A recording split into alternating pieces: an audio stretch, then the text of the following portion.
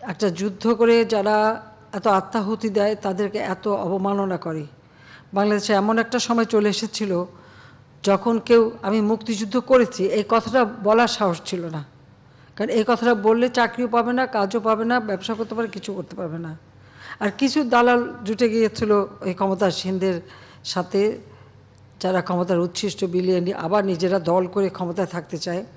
কিন্তু অধিকাংশ পরিবার আমি জানি অনেকেই এই ওইটুকু বলতে সাহস নেই। অথচ যে মুক্তিযুদ্ধের মাধ্যমে আমরা দেশ স্বাধীন করলাম, যে স্বাধীন বাংলায় আজকে বাঙালিরা কাজের সুযোগ পাচ্ছে, চাকরির সুযোগ পাচ্ছে, বড় বড় পোস্টে যাচ্ছে, ব্যবসা বাণিজ্য করতে পারছে, বিদেশে পরিচয় হচ্ছে, নিজের একটা আত্মপরিচয় বা একটা পাসপোর্ট পাচ্ছে।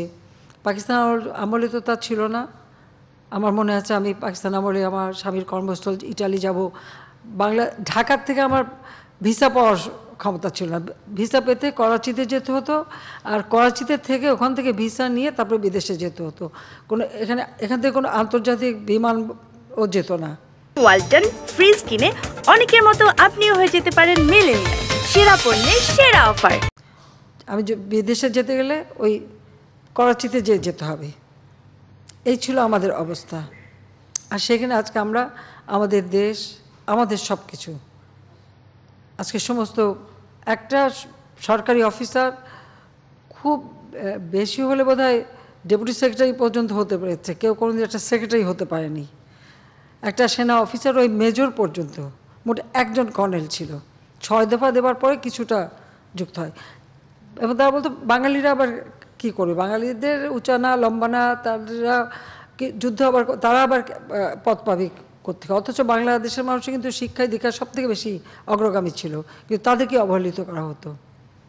আর সেখানে আজকে বাংলাদেশের মানুষ সব কিছু পেয়েছে, মেজররা মেজর থেকে মেজর জেনারেল পর্যন্ত হতে পেরেছে। শুধু দেশ স্বাধীন হয়েছে সেটার জন্যই তো। আর সেই স্বাধীনতার পিছনে যারা সংগ্রাম করেছে, আত্মাহুতি দিয়েছে, জাতির পিতার নেতৃত্বে আহ্বানে সাড়া দিয়ে এত ত্যাগ স্বীকার করেছে, তারাই সব থেকে অবহেলিত ছিল। 96 সালে সরকার আসার পর যখন আমি একটা কথা বলবো যে যখন থেকে রাজনীতি করার সুযোগ এসেছে, আমাদের দল সবসময় শত বৈরী অবস্থায়ও ওই 7ই মার্চের ভাষণ জোর করে বাজাতো, বঙ্গবন্ধুর ছবি দেখাতো, এবং এটা করতে যেয়ে আমাদের অনেক নেতাকর্মীকে কিন্তু হত্যাও করা হয়েছে, অনেকে মৃত্যুবরণ করেছে, আঘাত করেছে ক্ষমতাসীনরা, তখন বিএনপির নেতাকর্মীরা অনেক মানুষ হত্যা করেছে। তারা কেন ওই 7ই মার্চে ভাষণ বাজালো, কেন করলো, এইভাবে জেল জুলুম অত্যাচার সহ্য করেছে।